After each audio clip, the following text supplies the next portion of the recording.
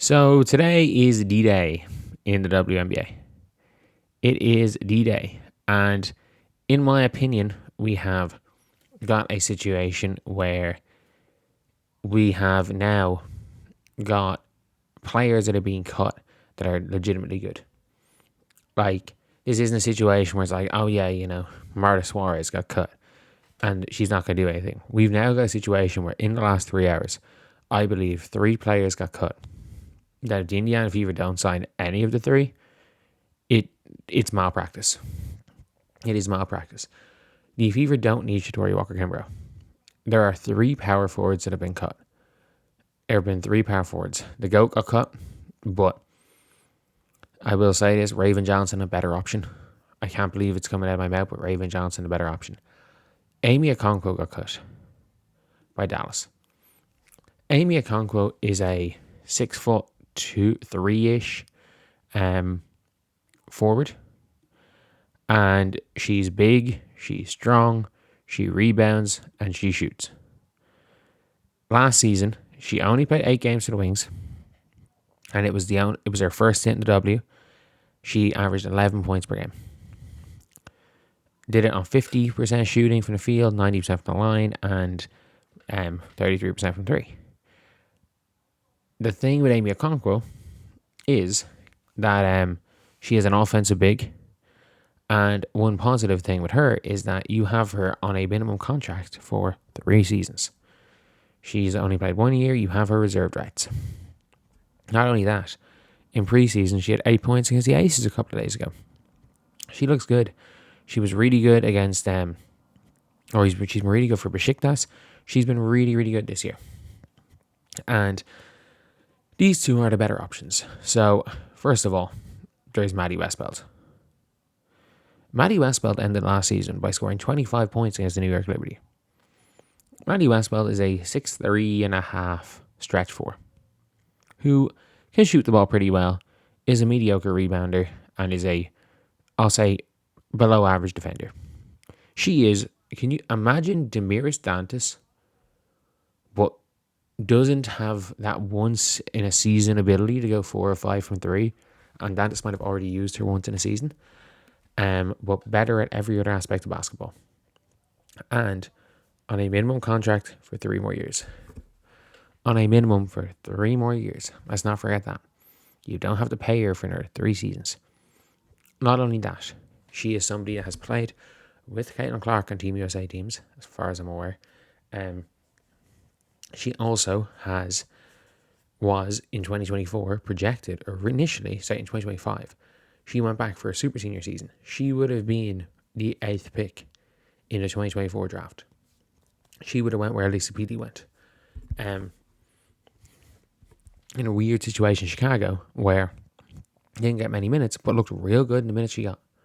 For a rookie who didn't play minutes, she looked good in the minutes she got. And again, size, shooting, and projects to be a passable defender. If nothing else, she projects to at least become her sister. And Kat Westbeld was a starter for the Mercury in the finals last year.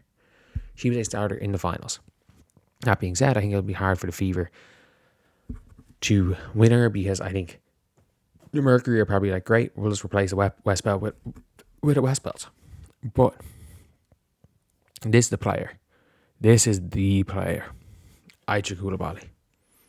Now, this reminds me, I've said this tons of times. When the Dallas Wings last year were playing, I was watching them play when they were losing every game. And I was watching them like, obviously Paige was good. The next best player on the team, I'm like, man, Kayla Charles has something about her. She just has something about her. She plays hard, she's smart, she does all the little things. I'm like, she's good. She's real good. And I was like, pushing. I was like, man, she should be starting over Dijonay. And then out of nowhere, she gets cut. And it's like, what the fuck's going on here? People are like, oh no, they're going to cut her because they're going to bring her back. And suddenly, Golden State snap her up. And now suddenly, Kayla Charles is making $600K a year at Golden State. She's been so effective. I think she might have been UFA. She's been so effective. And that's the way I feel about Kula Bali. Kula Bali is coming back from her ACL tear. You hear in commentary, She spent the whole of last season meticulously watching tape, knowing what Tyler Marsh wanted to do, knowing how to do all the little things. And man, I watched her against the Dream, and I'm like, oh wow, she can play. She can really play. And I'm not saying she's going to go and break you down off the dribble. I'm saying you can put her into 3, you can put her into 4, and she is going to work her ass off. She's going to be smart, she's going to play hard, she's going to be a good team player. She's like and worst case scenario, she can be like a 6'2" Temi type player. I don't know how she'll be positive on the offensive end of the floor, but the Fever are already going to put up 100 points a game. The Fever don't have any interior defense outside of Aaliyah Boston. It is, if Kula Bali clears waivers and ends up as a developmental player in the sky, which means the Fever have chose Demir Stantis and Shatori Walker-Kimbrough over, fuck it, add KK to that. Add KK to those 3. Kula Bali's better than KK.